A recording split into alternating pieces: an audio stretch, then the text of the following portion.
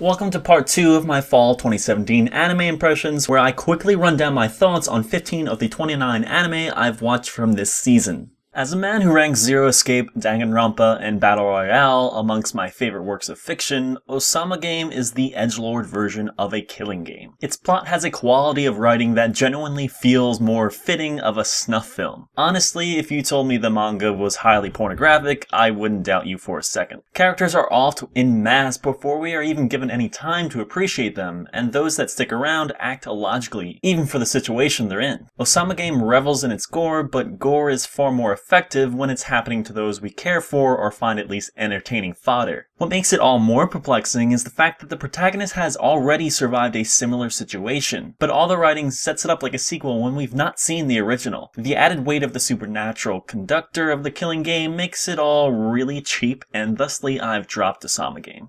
Children of the Whales is like an old JRPG you enjoyed greatly in your younger years. It's the typical boy discovering his world has more to it than his tribal leaders lead on, thanks to a young damaged girl coming into his life. This may seem like I'm about to talk a whole load of trash, but Children of the Whales is one of those times I'll press that no cliche is too cliche. It's got a fantastical world where magic is abound and small communities live on drifting islands in a sea of sand. Supporting it all is a sketchbook aesthetic that is appropriately nostalgic or grimy when called for. Chalk this one up as a surprise, and I happily include it on the continue watching list. Another dark horse of the season, and a testament to the use of CG in anime, Land of the Lustrous is gorgeous. It takes advantage of CG's ability to craft incredibly expressive faces and body language, making every member of the cast distinct despite sharing plenty of their overall design. The sci-fi mythos forming the backbone of the narrative gives me an Asura's Wrath vibe, though this is definitely less of a balls-to-the-wall experience. All the while it's melding an isolated melancholy with the quirky lead and ample humor.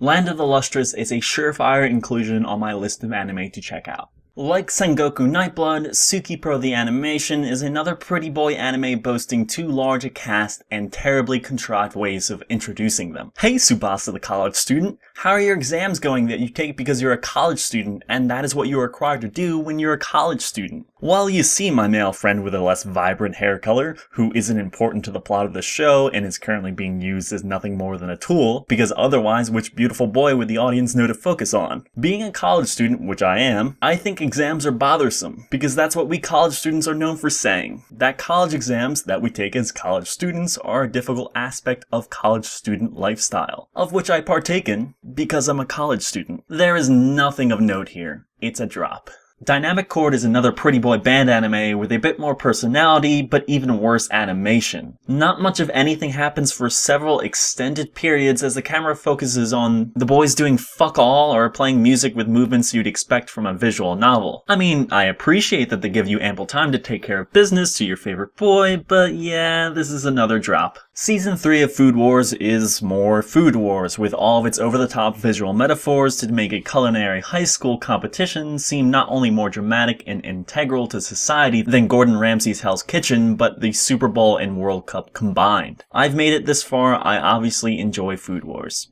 I've not been waiting on the return of Kino's Journey, I literally just finished the original a month ago, but I am happy to have more of a contemplative episodic in my life. Thematically, it's all still here. Kino is an observer of cultures from within them and the peculiar ideologies that oft focus on a singular notion. For example, the premiere's concept of a country where murder is legal, but said country also has an incredibly low crime rate. What doesn't work quite so well are some of the visuals. It's a tad too crisp. The hazy aesthetic of the original, or something more painterly like Mushishi, would fit the existential nature far better than the popping bright colors and shaky CG Hermes. All those negatives said, they're not enough to keep me from watching.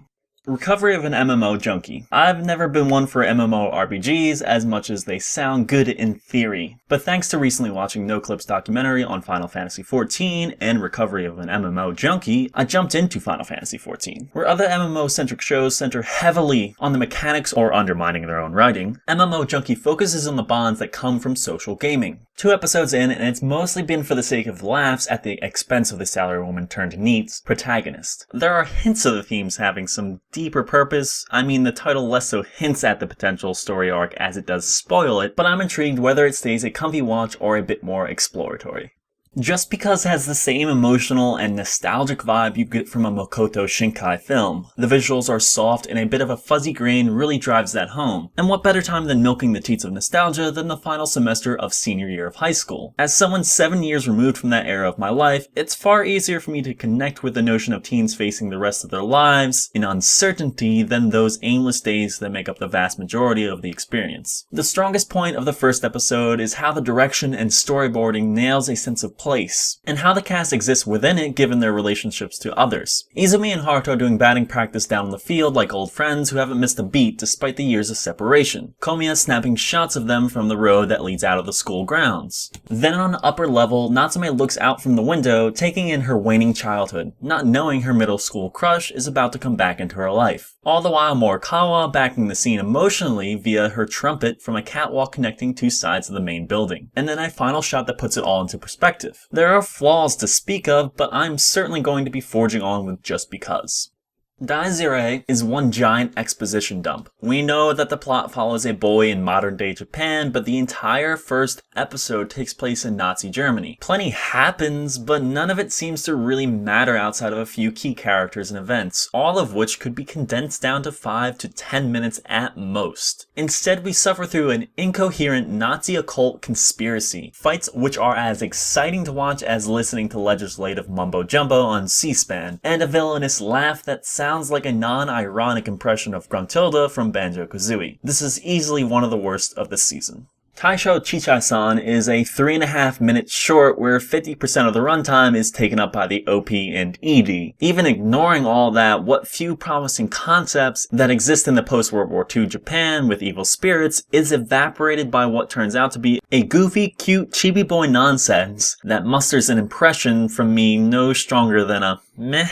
I too appreciate the many benefits of a quality alcoholic beverage, and that's pretty much the only factor in me continuing Love is Like a Cocktail. It doesn't seem to be going after the same themes as something like Danaganani, despite both being about a married couple. Instead, it's a cute woman doing cute things because she's drunk thanks to her husband's knack for procuring tasty adult beverages. I will say it fits the form well, unlike literally every other short this season. Rainy Coco is one of those aforementioned shorts that feels like it just cut a few minutes from a 24-minute episode and called it a day. As a result, the pacing is awkward and it just sort of ends. I'm not opposed to watching more, dumb boys working at cafes around the world, it's an easy and warm time. I do, however, feel inclined to jump back to prior seasons before doing so.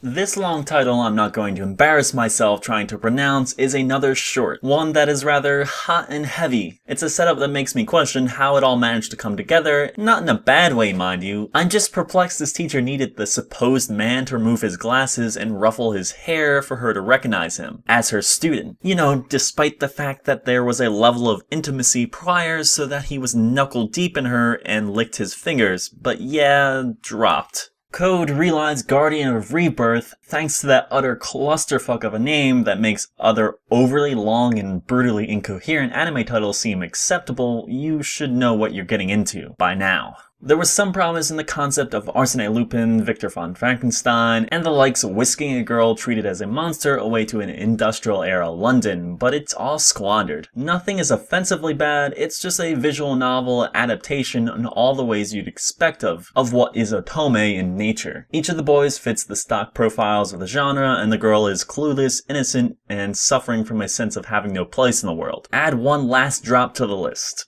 So this has been the second and final part of my fall 2017 anime impressions. I'll likely be doing deeper dives on a handful of the series I keep up with. All in all, not a bad way to end what has been a good year in anime. As always, like, subscribe, all that nonsense. It is very much appreciated. I do try to get up a video per week. I'm not a professional though, so don't hold me to it. Though hey, maybe I will be someday if you continue to support me.